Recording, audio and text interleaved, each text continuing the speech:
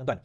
Seterusnya kita menyatakan ada dua pesanan daripada Sultan Selangor dan juga Sultan Johor berkenaan dengan apa tuan-tuan, kebiadaban Perikatan Nasional, terutama dalam masuk ke negeri orang lepas tu menghina sesuka hati Sultan Selangor. Dia kata, so ucapan Sultan Selangor dalam titah baginda hari ini mengingatkan, beliau ucapkan, baginda ucapkan, Sultan Selangor jangan ingat sudah popular boleh pelekeh sesiapa saja. Sultan Selangor Sultan Sharafuddin Idris Shah hari ini menggesa semua ahli politik berhenti daripada amalan mencaci dan sebarang tindakan yang boleh mencecaskan harmonian masyarakat. Kecuali dekat TikTok ni terus maki. Dapat pahala, alhamdulillah. Gift tak dapat pahala. Sebaliknya titah baginda tumpuan perlu diberikan kepada usaha memajukan kehidupan rakyat dan memakmurkan negara. Menurut Sultan Sharafuddin, tindakan ahli politik yang menggunakan kata-kata kesat lagi biadab menunjukkan ketika ini perasaan hormat mereka kepada institusi diraja semakin terhakis dan akhirnya dilantik jadi menteri besar, tuan-tuan. Sikap biadab mereka ini telah melangkaui batas-batas dan nilai kepribadian orang Islam dan Melayu yang sering dipelihara. Ingatlah, jangan kerana kita menyangka bahawa kita ini cukup popular di kalangan rakyat sehingga bertindak mempelekehkan sesiapa yang tidak sehaluan dengan fahaman politik masing-masing. Malah sanggup pula hadir ke negeri Selangor dengan melemparkan cacian melampaui batas. Kemana hilangnya budi bahasa. Ini bukan budaya kita, khususnya orang Melayu, untuk menghina sesiapa pun, khususnya di khalayak ramai. Tapi orang kat sini ramai bukan orang Selangor, kan? Jadi dia orang tak kisahlah titah Sultan Selangor, kan? Sultan Sharafuddin bertitah demikian pada majlis menganggap sumpah jawatan Menteri Besar Selangor dan anggota Exco Kerajaan di Shah Alam Kelang hari ini. Dalam masa yang sama kita dengar ucapan Sultan Johor berkenaan dengan isu yang lebih kurang sama. Ucapan Sultan Johor isu yang lebih kurang sama. InsyaAllah kita dengarkan. Sekalian, ingin saya ingatkan mengenai satu penyakit yang sedang datang ke Johor akibat sejenis virus yang amat berbahaya. Virus ini telah lebih teruk daripada Zika kerana tiada penawarnya. Jika penyakit serang jantung boleh bawa ke kematian serta-merta, virus ini akan membuat pesakitnya sengsara sepanjang hayat. Virus yang saya maksudkan adalah virus perpecahan. Virus ini datang daripada parti politik baru dan ahli-ahlinya menjadi penyebarnya. Virus ini sangat berbahaya kerana ianya sukar diubati. Apabila masyarakat telah dijangkiti virus ini, maka musnahlah kehidupan rakyat dan kemakmuran negara. Oleh itu, saya berharap rakyat saya menjauhkan diri daripada virus ini. Gunakan akal, fikiran dan jangan sampai menyesal kemudian hari.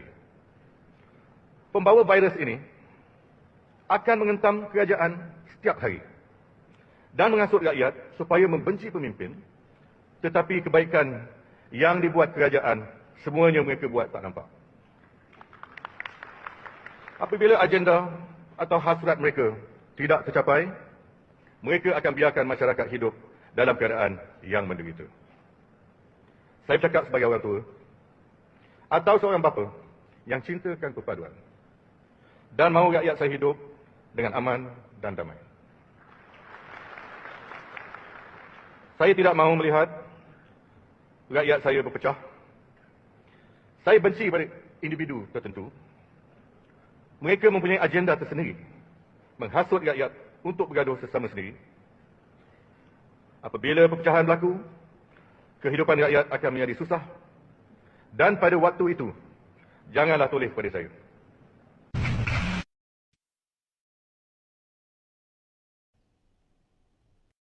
So virus yang disebutkan itu, virus yang disebutkan oleh Sultan Johor dan juga sebagaimana titah Sultan Selangor tadi itu, yang disebut sebagai mereka yang menghentam kerajaan setiap hari dan tidak mengindahkan tentang kebaikan yang kerajaan buatkan.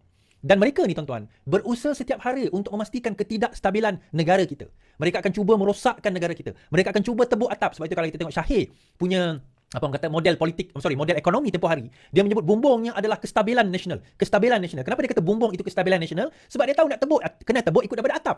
Ini yang berlaku kepada PAS. Mereka yang telah menebuk daripada atap kepada Bersatu, yang menebuk daripada atap atas tujuan apa? Untuk merosakkan negara kita, untuk merosakkan kestabilan negara kita. Tuan-tuan, saya nak cerita. Bila Barisan Nasional ditawarkan untuk membentuk kerajaan bersama dengan Pakatan Harapan, dan bila Pakatan Harapan ditawarkan untuk membentuk kerajaan bersama dengan Barisan Nasional, bukan tawaran membentuk kerajaan dicadangkan oleh Barisan Nasional atau dicadangkan oleh Pakatan Harapan, bukan. Cadangan itu datang daripada Yang di-Pertuan Agong atas titah baginda. Apakah yang dikatakan oleh kedua-dua parti ini? Kedua-duanya mengatakan, daulat tuanku, sembah patih harap diampun. Apa yang tuanku titahkan, maka itulah yang patih akan turuti dan patuhi. Walaupun Barisan Nasional mengatakan mereka tidak akan membentuk kerajaan dengan Pakatan Harapan, tetapi kerana mereka memahami bahawa keperluan membentuk kerajaan setelah habis pilihan raya, demi menghadapi 5 tahun lagi untuk nak negara maju, untuk nak menyelesaikan masalah rakyat, maka mereka sanggup menurunkan ego mereka dan bersama dengan kerajaan yang satu masa dahulu tak lama lah, dalam 2-3 bulan sebelum itu, mereka lawan, mereka tentang dalam pilihan raya. Kerana mereka sedar, dah habis dah boxing tu. Perlawanan dalam pilihan raya tu dah habis. Cerita pilihan raya dah habis. Gaduh pilihan raya dah habis. Sekarang tiba waktu nak pergi untuk apa? Membina balik negara. Mentadbir negara. Memastikan rakyat cukup makan. Memastikan rakyat dapat kesejahteraan. Tetapi apa yang ada satu lagi parti tak boleh nak move on, tuan-tuan. Iaitu mereka mengatakan, tak ada, kita ni yang lebih berhak menjadi kerajaan. Walaupun kerusi mereka tu paling sikit, tuan-tuan. 70 kerusi. Yelah, lebih banyak lah daripada Barisan Nasional, tetapi lebih sikit daripada parti yang utama, iaitu Pakatan Harapan. So, bila mereka sebagai parti yang kedua, kita kata, kedua selepas Pakatan Harapan, tetapi nak demand seolah-olah dia yang lebih layak berkuasa. Kerana dia kata apa? Kami ada SD. Yang ni saya nampak, ramai, even pegawai kerajaan sendiri tak nampak benda ni. Yang kita tengok undi di dalam askar, undi di dalam polis, masih lagi kecil. Kerana dia kata bahawa ini momokkan yang telah berjaya diletakkan, diracuni oleh virus Perikatan Nasional. Saya panggil virus Perikatan Nasional VPN, tuan-tuan. Virus Perikatan Nasional VPN. Okey, hashtag VPN boleh tak? Virus Perikatan Nasional.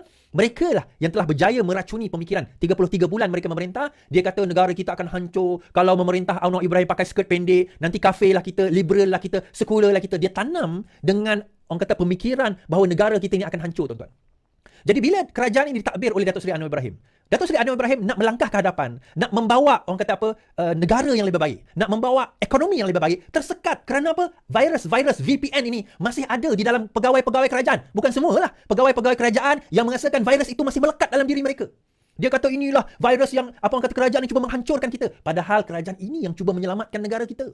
Mereka sakau, mereka ambil duit kita. Mereka rosakkan setelah buat darurat, dia ambil duit kita, letak sana, letak sini. Atas tujuan apa, tuan-tuan? Mengkayakan diri sendiri. Anak kaya, menantu kaya, adik-beradik kaya, company kawan-kawan semua kaya raya. Rakyat semakin susah. Sehingga kerajaan terpaksa berhutang 1.5 trilion. Yang kena ditanggung oleh siapa? Kerajaan yang ada sekarang. Nak selesaikan. Tetapi apa yang virus ini bagi tahu kepada pegawai-pegawai kerajaan? Tak. Itu semua DAP, itu semua liberal, itu semua sekular, itu semua kafir. Ini yang diorang mainkan. Tetapi hakikat sebenarnya VPN, virus Perikatan Nasional ini, VPN ini yang merosakkan, yang menghancurkan pemikiran rakyat sehingga rakyat kata, ya, lebih baik kita tumbangkan kerajaan ini, tuan-tuan. Pemikiran sebeginilah yang akan akhirnya bukan kerajaan ditumbang, tetapi yang akan tumbang adalah rakyat yang akan tumbang. Rakyat yang akan hancur, rakyat yang akan menderita. Kita tengok 2020 dahulu. Bila kerajaan Pakatan Harapan ditumbangkan oleh virus Perikatan Nasional, VPN ni, tuan-tuan, apa yang berlaku kepada negara? Negara tutup, kita tak boleh keluar rumah. Virus merebak, dia orang tak boleh kontrol pun. Sampaikan rakyat terpaksa angkat bendera putih untuk nak minta bantuan kepada kerajaan. Pekerjaan tak ada, negara tutup.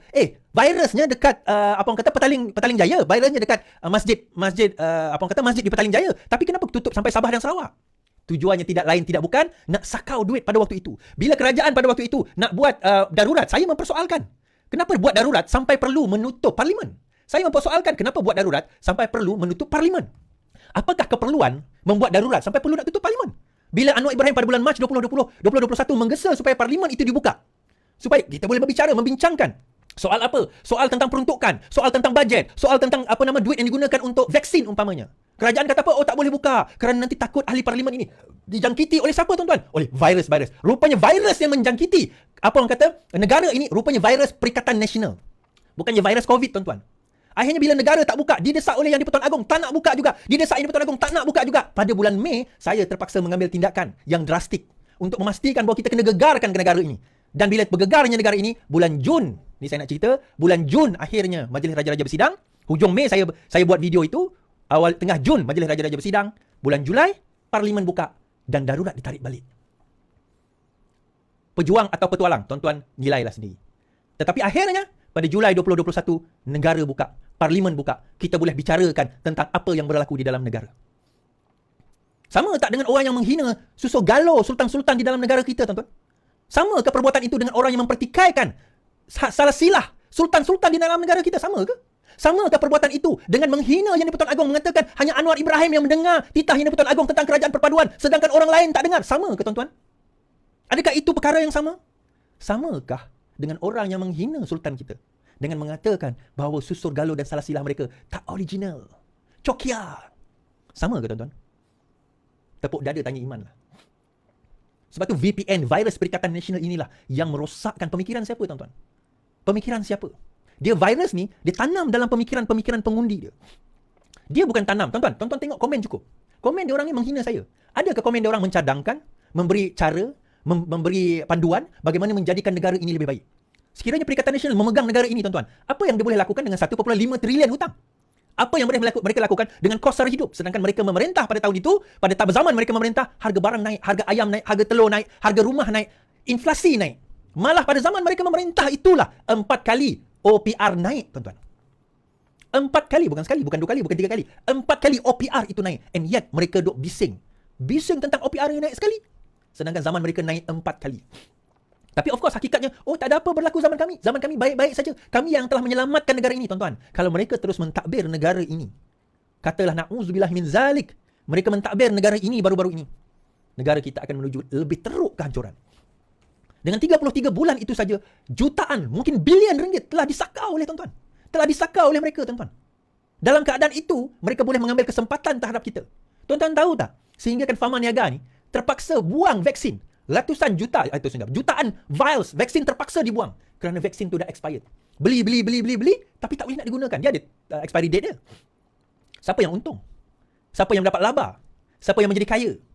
Tuan-tuan, ni satu benda yang saya tak ceritakan, tapi saya ceritakan hari ini.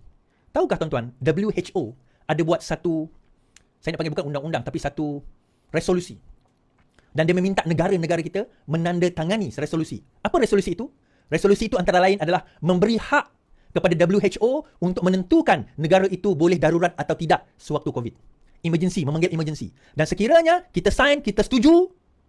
Kalau kita sign dan kita setuju, maka WHO boleh masuk dalam negara kita tanpa perlu melalui undang-undang, tanpa perlu melalui sultan, tanpa perlu melalui parlimen, tanpa perlu melalui agong. Mereka boleh menetapkan darurat dalam negara kita. Pada zaman bilakah perkara ini ditandatangani? Saya harap KJ, Khairi Jamaluddin boleh bangkit dan bagi tahu kita, adakah beliau tidak tanda tangan surat ataupun dokumen resolusi tersebut. Baru-baru ini Menteri Kesihatan kita pergi ke Geneva Convention. Dan dengar ceritanya, masih lagi dalam proses rundingan. Sehingga kan KJ dilantik. Antaranya apa tuan-tuan, kalau tak silap saya, Vice kepada WHO. Kalau tolong KJ nanti tanya pada KJ, adakah dia sign atau tidak resolusi tersebut. Dan kalau sign, apa implikasi dia kepada negara kita. Ni saya nak tanya KJ dan harap KJ tolong jawab. Kalau dia kata tak sign, tak apalah. Kan? Kalau dia kata tak sign, tak apa. Bersama dengan siapa? DG. Director General yang sekarang sudah bersara. Now, dia kena jawab, the onus is on him. Dia nak kena jawab bahawa sekarang ni dia sign atau tidak resolusi tersebut, dan adakah telah dipersetujui atau tidak resolusi tersebut sewaktu COVID sedang melanda negara kita dan sewaktu mereka memerintah. Perkara ini sekarang ini Kerajaan Perikatan Nasional kena bertanggungjawab. Dan saya akan tanya dengan Menteri Kesihatan sendiri, adakah perkara ini ada atau tidak di dalam WHO, World Health Organization. Inilah yang kita panggil VPN. Virus Perikatan Nasional, tuan-tuan, yang merosakkan negara kita. Dan saya nak tambah, virus ini datang daripada mana, tuan-tuan? Virus ini datang daripada tidak lain tidak bukan pemikiran Syiah yang ada di dalam negara kita. Bagaimana pengaruh Syiah dalam sebab ada juga teruja negara Islam. Ini adalah kenyataan daripada ataupun ucapan ataupun video yang dirakam oleh Ustaz Wanji mengenai Syiah di dalam negara kita. Terutama di dalam PAS itu sendiri. Syiah di dalam PAS itu sendiri. Bagaimana pengaruh Syiah dalam PAS? Sebab anda juga teruja negara Islam di awal 80-an semasa sekolah-sekolah dulu. Abang Mat Sabu jadi contoh hentaman. Sebenarnya Syiah memang ada pengaruh, PAS memang terpengaruh dengan Syiah dalam menubuhkan kepimpinan ulama. Ada, dalam bukunya disebut, dalam tesnya disebut. Memang ada pengaruh. Anda secara peribadi, masa AJK dan ulama dulu, kita berkawan dengan ramai orang lama. Antaranya orang lama ni adalah Pak Suki Latif. Pak Suki Latif. Anda bersembang, ingat masa tu pemilihan PAS. Pemilihan PAS, lepas daripada kita mesyuarat, Dewan Ulama, ulama pelapis lah, bukan ulama besar, Dewan Lajnah Ulama Pelapis. Lepas tu keluar tengok ada Pak Suki Latif dekat Taman Dewa, minum teh dengan Pak Suki Latif dekat restoran Taqwa. Jadi banyak perbualan anda dengan Pak Suki pada masa tu. Anda ada rakam tanpa Pak Suki perasan, Allahyarham dia tak perasan. Anda rakam masa tu. Sebab masa tu anda ada rajin nak buat recorder. Jadi dia cakap masa ni benda penting ni, benda sejarah, anda rakam. Jadi anda tanyalah beberapa soalan pada Pak Suki. Antara soalan anda kata, apa pandangan Pak Suki terhadap Khalid Samad masa tu. Dan sebab masa tu PAS ada polemik ulama dan profesional. Jadi ingat balik masa zaman PAS tu. Jadi bila tanya apa pandangan dia pada Khalid Samad, Pak Suki Latif dia cakap menarik. Dia kata Khalid Samad ni ustaz dah, cuba tak pakai kopiah dia. Anda kata tak faham. Dia kata kalau dengar dia bercakap agama, pandai dia lagi daripada ustaz. Dia kata Pak Suki. Cumanya dia tak pakai kopiah. Maka orang tak panggil lah dia ustaz. Antara pujian dia pada Khalid Samad. Lepas tu anda tanya pasal Usama Musa. Apa pandangan Pak Suki berkenaan dengan Usama Musa? Allahyarham Pak Suki kata apa? Dia kata Usama Musa ni adalah ahli PAS yang paling cerdik dalam dunia. Dia kata ahli PAS yang paling cerdik dalam dunia. Anda boleh dengar tu, anda kata Allah, melampau sangat tu pujian Pak Suki pada Usama Musa. Dia kata tak melampau sebab anda cakap ni dalam kerangka ahli PAS sahaja, bukan seluruh dunia. Oh, anda faham maksud dia kan? Sebab Pak Suki Latif ni wartawan, dia ada ayat-ayat dia yang deep sikit kan. Jadi bila dia cakap ni, dia kata Usama Musa ni orang paling cerdik, ahli PAS yang paling cerdik dalam dunia ni. Dia kata dia lah, bukan seluruh dunia ni. Di kalangan ahli PAS sahaja yang paling cerdik Musa. Ni Pak Suki Latif dia cakap kan? Dia pernah cakap kan? Lepas tu anda tanya pandangan dia tentang Tok Rajadi. Bila tanya Tok Rajadi tu, Pak Suki Latif apa? Tok Rajadi ni adalah presiden PAS sampai meninggal. Dia mesti jadi presiden PAS sampai dia meninggal. macam tu. Mana kata Pak Suki ni tak masuk kat terjadi. Tak boleh. PAS ni tak boleh lagi pada jadi tadi. Jadi kita faham lah. Suki Latif ni dia ada ada sudut pandang dia. Dia ada objektif dia dalam lihat. Masa tu tak timbul lagi pergaduhan sampai tumbuh kata amanah tak ada lagi masa tu. Masa tu masih lagi kita PAS. Cumanya ada pertemuan antara profesional dan ulama. Macam tu. Itulah lebih kurang lah. Dan antara benda yang nak pernah tanya dia pasal pengaruh PAS dengan Syiah. Iran lah terutamanya sekali. Dia kata memang ada pengaruh. Memang ada pengaruh. Dia kata bila berlaku revolusi Iran dan pada masa tu PAS dah ada masalah kepimpinan. Kita ingat balik zaman Datuk Asri tu kan. Kalau kita baca satu buku ditulis oleh Datuk Asri, Ana ada buku tu, Ana pernah bedah, ada dalam YouTube Ana bedah buku Datuk Asri, sejarah mana buku tu. Kat mana dia letak? Sekejap pernah tengok. Mana buku tu. Dalam buku tu memang Datuk Asri pernah cerita dalam buku tu semasa sekejap Anda terganggu nak cari mana buku tu. Sekejap. Ambil buku.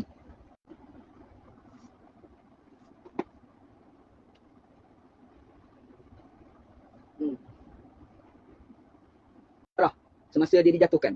Antara ungkapan yang diungkapkan oleh pimpinan-pimpinan pemuda pada masa itu untuk menjatuhkan Datuk Asri adalah Marakbar Asri. Marakbar Asri. Marakbar Asri ni bahasa Iran, bahasa Farsi. Maksudnya lah jatuhlah Asri. Jatuhlah Asri. Sebenarnya ungkapan Marakbar Asri itu adalah ungkapan dulu masa nak menjatuhkan Syah Iran. Daripada Marakbar Syah Iran tu kan? Atau asas sejarah dia lah. Lepas tu bila anda tanya Pak Suki Latif kata sebenarnya penubuhan kepimpinan ulama' itu adalah pengaruh daripada konsep wilayatul faqih. Memang pengaruh wilayatul faqih. Jadi kalau orang kata PAS ni tak ada kaitan dengan pengaruh Syiah tu tak betul. Itu diakui sendiri oleh pimpinan PAS lama lah. Kalau kita baca ni buku ni, satu buku. Ditulis oleh Ustaz Abu Bakar Hamzah. Ni jarang orang dapat ni buku ni. Ana simpan buku lama ni. Debat antara Abu Bakar Hamzah dengan Ibnu Muslim. Antara 1982. Ni tesis dia. PAS dalam era dengan ulama 1982. Start kat situ lah, start kan. Lepas tu dia absahkan tahun 1985. Sejarah ada tulis dalam tesis ni. Anda baca habis tesis ni.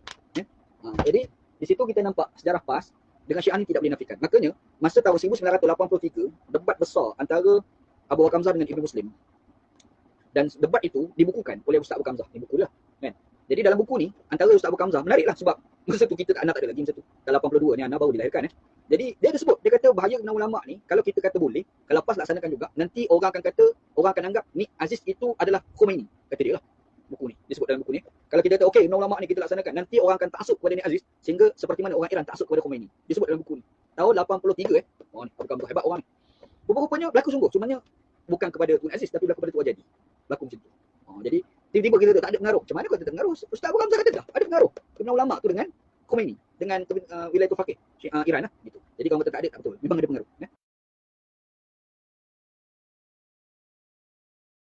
Okey, memang ada pengaruh. Memang ada pengaruh dan pengaruh itu memang wujud sebenarnya. Hakikat sebenarnya pengaruh itu ada. Pengaruh itu wujud, pengaruh itu ada. Pengaruh itu sebenarnya yang sekarang ini menjadi VPN, Virus Perikatan Nasional, yang sebenarnya menjadi asas kepada pentarbiahan ataupun pendidikan di dalam PAS. Cuma majoriti orang PAS, dia tak tahu sebab itu takiyah Syiah. Takiyah ni adalah penipuan. Dia kata ini Sunni. Saya bagi contoh tuan-tuan, mengkafirkan orang lain. Amalan takfiri ni paling banyak dilakukan oleh siapa? Oleh Syiah. Kenapa saya kata demikian? Siapakah yang mengkafirkan selain daripada Ali? Abu Bakar kafir, Uthman kafir, apa orang kata Muawiyah kafir, apa orang kata Umar kafir. Siapa? Kalau bukan Syiah. Kalau sahabat itu boleh dikafirkan dengan mudah, ini kan pula tuan-tuan dan saya. Sebab itu virus Perikatan Nasional inilah yang disadur dengan ahli sunnah wal jamaah. Sebenarnya adalah satu perkara yang digunakan untuk nak menipu rakyat. Nak menipu pengikut-pengikut yang ikhlas tentang Islam. Mengatakan inilah agama, inilah Islam, inilah ajaran, inilah perjuangan Islam. Padahal itu bukan perjuangan Islam. Itu adalah perjuangan Syiah, tuan-tuan. Perjuangan Syiah. Dan inilah yang banyak berlaku di dalam kepimpinan ataupun pemikiran PAS yang berlaku, yang ada sekarang ini. Tapi mereka, of course, mereka takkan nak mengakui. Kan? Takkan nak mengakui. Tuan-tuan, Haji Hadi selalu berhijrah, selalu berjumpa dengan siapa? Saya bukan kata dia Syiah. Saya tak kata Haji Hadi itu Syiah. Tetapi saya boleh katakan, mereka cenderung dan mengambil pendekatan untuk suka, takjub, taksub kepada pemikiran dan kaedah takbir Syiah. Sebab itu semalam saya kata, bila mereka kata mereka mengatakan bahawa perlembagaan kita ni kafir. Perlembagaan kita ni kafir, dia kata. Kenapa dia kata perlembagaan itu kafir? Seolah-olah dia nak mengatakan bahawa sultan kita ni semua tak boleh pakai. Agong semua tak boleh pakai. Kerana akhirnya kalau pemikiran ini diterima oleh rakyat, dia jadi majoriti dan bahayanya tuan-tuan. Jangan terkejut kalau mereka nak buang sultan. Mereka nak buang agong. Kerana sultan dan agong itu dijamin oleh perlembagaan. Sebab itu kalau kita tengok, even menteri besar dia beradab dengan sultan. Kerana bagi mereka, dalam satu video yang ditunjukkan, yang ada itu, dia kata, ulama warisatul anbiya, ulama ni lebih mulia, lebih tinggi daripada sultan, dia kata. So daripada situ pemikiran itu pun, virus Perikatan Nasional ini dah ada. Dah nampak. Dah berjaya menyusup sedikit demi sedikit sehingga kan even dalam komen tu pun kita tengok pengikut-pengikut mereka maki sultan, maki agong sesuka hati dia, tuan-tuan. Faham? Inilah dia VPN, Virus Perikatan Nasional. Jangan pernah terpedaya. Tolonglah tuan-tuan. Mereka nak jadikan kita ni sebagaimana Iran. Sebagaimana Iran, itu yang mereka nak jadikan kita. Itulah yang mereka nak jadikan kita. Now, last kali tuan-tuan, saya nak cerita tentang kes yang berlaku, kes akal budi. Nak tunjuk. Kes akal budi ni tak habis. Sedang berlangsung. Dan Zahid masih lagi dibicarakan. Cuma ada orang persoalkan, kenapa kalau Zahid dibicarakan masih ada kes? Kenapa dia menjadi timbalan Perdana Menteri? Tuan-tuan, dia dibicarakan, belum ditentukan bersalah atau tidak. Sebagaimana juga Muhyiddin Yassin. Sebagaimana juga Wan Saiful Wan Jan sedang dibicarakan. Belum mengatakan dia bersalah atau tidak. Jadi mereka masih lagi memegang jawatan-jawatan, termasuk jawatan ahli parlimen. Setelah mereka jatuh sabit kesalahan sehingga ke final Mahkamah Persekutuan, maka tentunya adalah penjara atau tidak, bersalah atau tidak. Maka di situ habis periwayatan mereka dalam memegang jawatan tersebut, maka boleh hilang jawatan.